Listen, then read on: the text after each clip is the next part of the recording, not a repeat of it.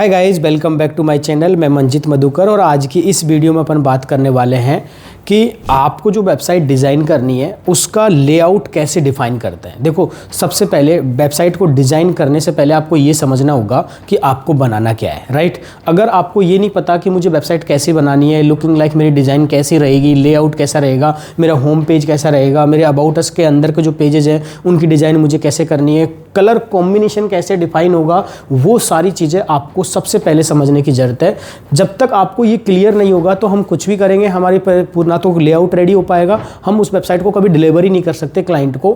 तो सबसे पहले तो एक स्ट्रक्चर डिफाइन होना चाहिए कि मुझे बनाना क्या है और वो बनाने का आइडिया आपको कैसे लगेगा, उसके बारे में अपन सबसे पहले रिसर्च करते हैं। तो कुछ मैंडेटरी पॉइंट्स हैं जिनके बारे में हम डिस्कस करेंगे। तो यहाँ पे एक डॉक्यूमेंट के अंदर मैंने सारी चीज़ें मेंशन की हुई है कि हमारी खुद की एक एनालिसिस क्या होनी चाहिए एक पूरे लेआउट को रेडी करने के अंदर। तो यहाँ पे मैं इस डॉक्यूमेंट के अंदर आपको वन बाय वन एक्सप्लेन करता हूँ।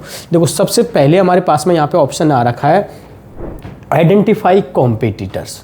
सबसे पहला जो काम है ना, जो आप सेम सर्विस में जिसमें आप जिस डोमेन में हैं उसमें वेबसाइट बनाना चाहते हो उससे रिलेवेंट, यहाँ पे आपको एक तो क्लाइंट भी रेफरेंस देता है, अपने कॉम्पिटिटर की रिसर्च करके आता है क्लाइंट, राइट, कि मुझे लुकिंग लाइक मेरा कॉम्पिटिटर ऐसी वेबसाइट बना है, मुझे ऐसी वेबसाइट बनानी है, मुझे ऐसी फंक्शनलिटी चाहिए। तो ये सारी चीज़ें आपको कॉम्पिटिटर की एक आइडिया लगता है और ये क्लाइंट भी आपको दे देता है। आप भी एज ए डेवलपर उससे सिमिलर वेबसाइटों को देख सकते हो, डायरेक्ट कॉम्पिटिटर्स देख सकते हो, जैसे बिजनेस ऑफरिंग सिमिलर प्रोडक्ट और सर्विसेज, राइट।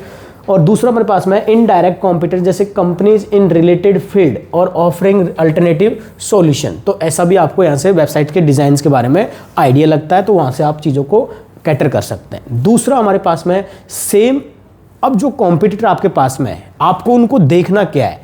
हम एक क्राइटेरिया सेट करते हैं कि मैं क्या वेबसाइट को देख के आ जाऊँ, अच्छा ऐसी दिख रही है, राइट। आपको वहाँ पे ऑब्जर्व करना है, आपकी ऑब्जर्वेशन क्या होनी चाहिए, ये बहुत इंपॉर्टेंट है।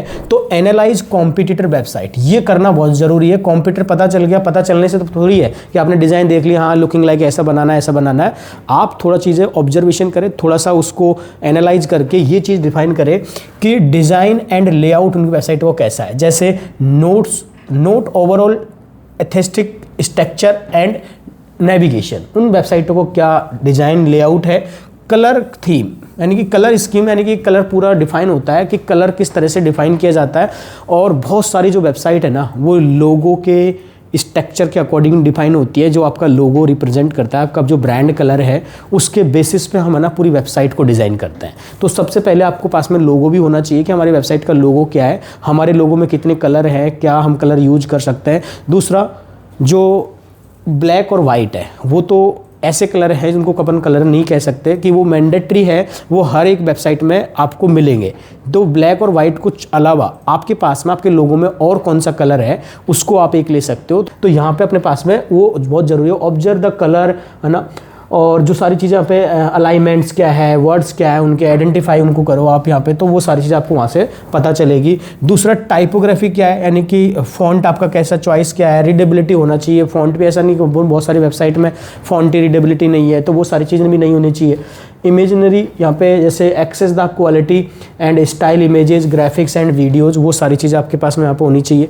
यूज़र एक्सपीरियंस, राइट, यानी कि यूआई यूएक्स की जब अपन बात करते हैं तो पूरा इंटरफेस अपन डिज़ाइन करें। Evaluate loading time and easy of navigation and mobile responsiveness आपकी वेबसाइट होनी चाहिए। तो ये सारी चीज़ आप ना एक कॉम्पिटिटर की वेबसाइट में एनालाइज कर रहे हो, राइट। आपको वहाँ से कुछ आइडिया लगता है।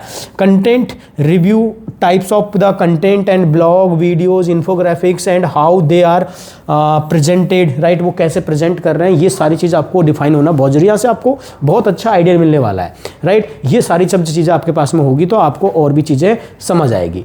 लास्ट हमारे पास में नीचे पॉइंट आता है identify trends and best practice. अब देखो, कॉम्पिटिटर की एनालिसिस कर लिया अपन ने, सारी चीज़ें अपन ने डिफाइन कर ली है, लेकिन जो करंट जो स्ट्रेटजीज है वो कैसे अपन डिफाइन कर सकते हैं, उनको अपन को डिफाइन करना है। वहाँ पे अलग अलग तरीके के आपको बेस्ट प्रैक्टिस करनी है कि आप कॉम्पिटिटर को एनालाइज करने के बाद में क्यों अपन सेम कॉम्पिटिटर जैसी तो रखेंगे नहीं, अपनी खुद की डिज़ाइन क्रिएट करेंगे।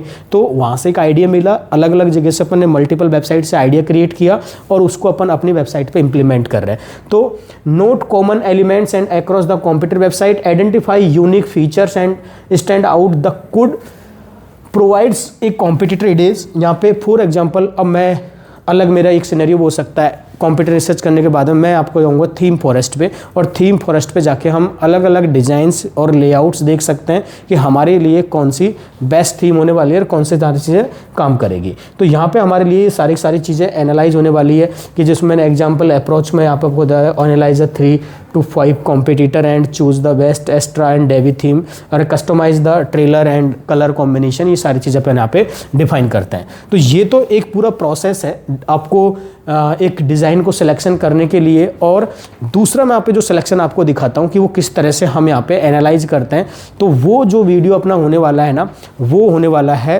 कंप्लीट बेस्ड थीम के बेसिस पे कि आपके पास में हमारी वेबसाइट को डिज़ाइन करने के लिए कौन कौन सी थीम होनी चाहिए, हमारे सिमिलर बिजनेस से रिलेवेंट कितनी थीम हो सकती है, फ्री क्या थीम हो सकती है, पेड कौन कौन सी हो सकती है। जो मैं थीम बेस्ड थीम वेबसाइट बनाने वाला हूँ, तो आपको कस्टमाइज टेम्पलेट भी मिल जाएंगे रेडीमेड, जो अपन बाय कर सकते हैं और अपनी वेबसाइट के अंदर इंस्टॉल करके अपनी वेबसाइट को रेडी कर सकते हैं। बस आपको कंटेंट, इमेज वगैरह जो लोगो है वो सारी चीज़ें रिप्लेस करना होता है, और थोड़ा बहुत जो कस्टमाइजेशन है वो बेसिक अपन को नीड पड़ती है, राइट। ये सारी चीज़ें अपन वहाँ से कर सकते हैं। तो नेक्स्ट वीडियो में अपन कंप्लीट जो बेस बात करेंगे वो थीम फॉरेस्ट के बारे में बात करेंगे, जहाँ से हम हमारी वेबसाइट के लिए अच्छे से थीम बाय कर सकते हैं।